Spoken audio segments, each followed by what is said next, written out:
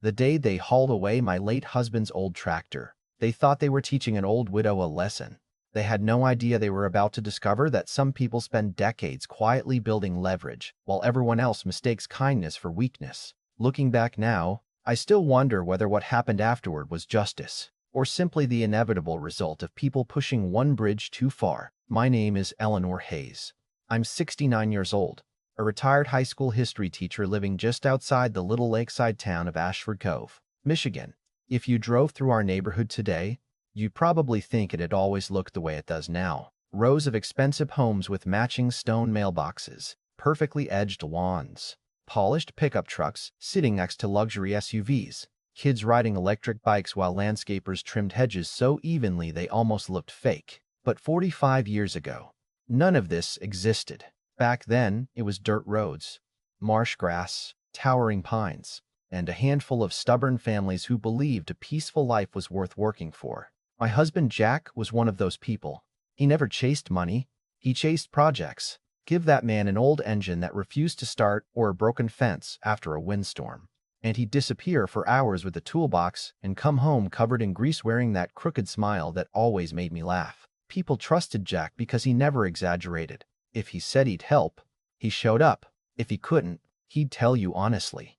That's becoming a rare quality these days. When developers finally decided to build homes around the lake in the early 80s, they leaned on Jack more than they ever admitted. He knew every inch of the land better than the surveyors did. He pointed out where the frost line would crack shallow pipes, where drainage would fail after heavy snowmelt, where utility lines could safely cross our property without damaging the old cedar roots. He even volunteered part of our own land so the community could install a transformer and run the main water connection, because it was simply the smartest route. There weren't stacks of contracts sitting on kitchen tables back then. There were coffee mugs, handshakes, and neighbors looking each other in the eye. Jack always believed that when decent people made an agreement, paper wasn't what held it together, character did. I used to tease him that someday lawyers would make a fortune cleaning up after honest men. He'd laugh and tell me I worried too much. Maybe I did. Then cancer took him 5 years ago, and suddenly the quiet house we built together became much louder than I'd ever imagined. Every room carried echoes. Every shelf reminded me of something he'd fixed, painted, or built with his own hands. His old orange tractor stayed parked beside the garage, exactly where he'd left it after the last snowfall we cleared together. Most people probably saw an aging piece of equipment with chipped paint and faded decals. I saw Saturday mornings, thermoses full of coffee, frozen gloves drying on the dashboard heater, and a man waving to every neighbor as he cleared their driveways before most of them even woke up. You can't put a price on memories like that. Unfortunately, some people only understand value when they can measure it in dollars. That brings me to Melissa Carter. She became president of the Homeowners Association about 2 years after Jack passed away. Younger than most of us, polished, ambitious, always speaking with the confidence of someone who had never been told no often enough. Everything about her was carefully managed, from her spotless white SUV to the way she smiled during community events while quietly criticizing anyone who didn't match her picture of perfection. She hated my house almost immediately. The peeling yellow paint bothered her. My old wooden shed bothered her. The flower beds Jack had built from reclaimed railroad ties bothered her. Most of all, that tractor bothered her. At nearly every HOA meeting, according to neighbors who still talk to me, she'd point toward my property and call it an embarrassment that lowered surrounding home values. The funny part was my property wasn't even inside the HOA.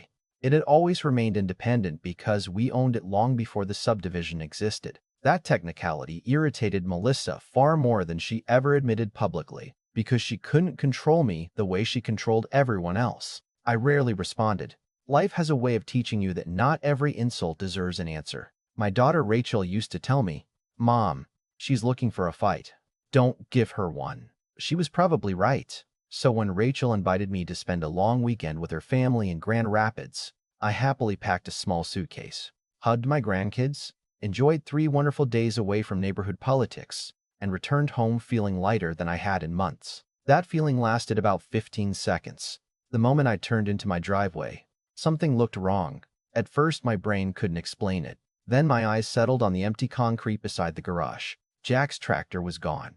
Not moved. Gone. I climbed out of my car so quickly I forgot to shut the driver's door. My heart started racing as I searched the yard for broken locks or tire tracks, thinking maybe someone had stolen it in broad daylight. Then I noticed fresh tracks leading toward the HOA maintenance lot at the far end of the subdivision. A knot formed in my stomach before I even reached the gate. There it was, sitting behind a chain-link fence with bright yellow caution tape wrapped around it like it had been seized during a criminal investigation. A laminated notice announced that the equipment had been removed under a newly adopted vehicle compliance policy while I was out of town and would only be released after payment of a $500 storage fee. I stood there reading every word twice, trying to understand how anyone could believe they had the authority to touch something that didn't belong to them. "Looking for this," a voice said behind me. I turned to see Melissa standing with her arms crossed and that polished little smile she always wore whenever she believed she'd won. "Community standards finally caught up with you, Eleanor," she said. "If everyone else has to follow the rules, so do you." I looked at her for a long moment, then back at Jack's tractor. She expected me to argue. She expected tears, maybe even anger. Instead, I simply nodded once, thanked her for letting me know exactly where it was, turned around, and walked back to my car. She smiled wider, completely convinced my silence meant surrender. She never realized that the most dangerous people are often the ones who stop arguing, because they've already started remembering something everyone else forgot. The moment I pulled into my driveway, I didn't drive into town looking for a lawyer, and I didn't call the sheriff either. I made myself a cup of coffee, sat down at Jack's old workbench in the garage, and stared at the metal file cabinet he'd always kept locked. Most people would have called it junk. I knew better. Jack saved everything. Receipts from hardware stores that no longer existed, hand-drawn sketches on yellow legal pads, faded photographs, handwritten notes folded into envelopes, and every survey, permit, and utility diagram from the years when this community was nothing but mud and ambition. I unlocked the cabinet, slid open the bottom drawer, and found the old green steel document box with his handwriting still visible across the lid. "Property," it said in thick black marker. I smiled without meaning to. "Let's see what you left me this time, Jack." For the next hour, I flipped through aging paperwork until one folded survey caught my eye. The paper had turned slightly yellow around the edges, but the lines were still perfectly clear. There it was, our property boundary. The primary water supply line entered the neighborhood through the northeast corner of my lot. The electrical transformer serving nearly every house on the west side of the subdivision also sat inside my property line. I blinked once, then twice. I pulled out another map. Same thing, then another. Same result. My heart wasn't racing anymore. It had become strangely calm. That's when I found Jack's handwritten note clipped behind the survey. "Temporary utility access approved until permanent easement is recorded." Temporary. I frowned. I searched the rest of the file. Permit applications, construction schedules, contractor invoices, inspection reports. Everything except the one document that actually mattered.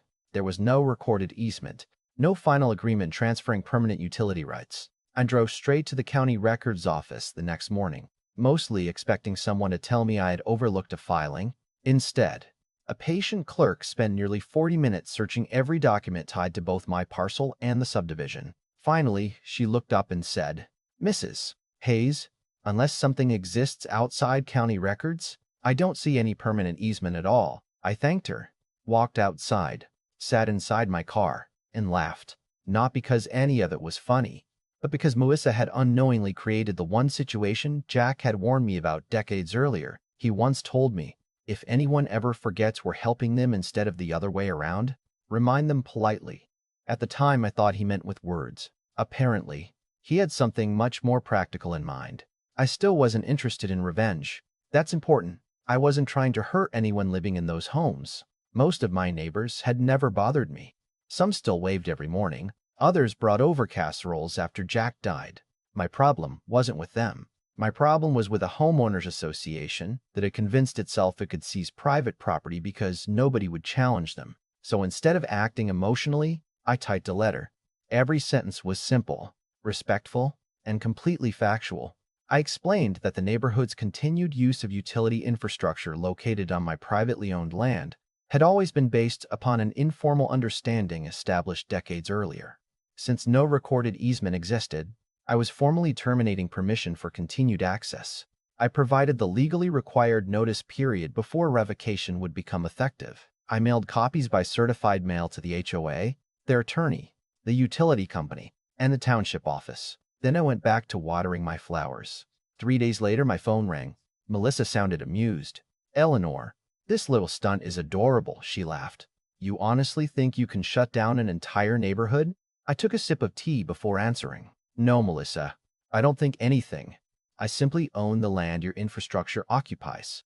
There was a short pause. "That's impossible. You may want to read page 4 of the property survey attached to my letter." The silence that followed lasted nearly 10 seconds. Then the call ended without another word. A week later, the HOA's attorney requested a meeting. He arrived carrying a thick leather briefcase and the kind of expression lawyers wear when they expect an easy conversation. We sat across from each other at my kitchen table while he politely explained that disrupting utility access would create unnecessary hardship for residents. I agreed. It certainly would. Then I slid the surveys, county records, and title documents across the table. He read quietly. A confidence disappeared from his face one page at a time. Finally, he removed his glasses and rubbed his forehead. "Mrs. Hayes, why wasn't this recorded?" I smiled. "Because 40 years ago, people trusted each other." He nodded slowly, knowing exactly what that meant. Before leaving, he asked the question I'd been waiting for. "What would it take to resolve this?" "Return my husband's tractor," I answered. "Apologize publicly for taking it. Remove every fee you've invented. And remind your president that private property still belongs to the people who own it." He promised he'd relay the message. Melissa refused. 2 days later, I received another letter instead, accusing me of intimidation and threatening expensive litigation if I continued interfering with community operations. I folded the letter neatly, placed it inside the same green document box, and waited. The notice period expired exactly 30 days after my certified letter had been delivered. At 9 o'clock that morning, utility contractors arrived with county authorization, confirming that the HOA no longer possessed legal permission to maintain equipment on my property. They disconnected service at the property line exactly as the paperwork required. Nobody yelled. Nobody celebrated. The workers simply performed their jobs and drove away. By lunchtime, half the neighborhood had no running water. By evening, electrical service feeding the western section of the subdivision had also been interrupted. Melissa spent the entire afternoon driving from house to house, insisting everything would be restored within hours. It wasn't. The following morning, temperatures dropped below freezing.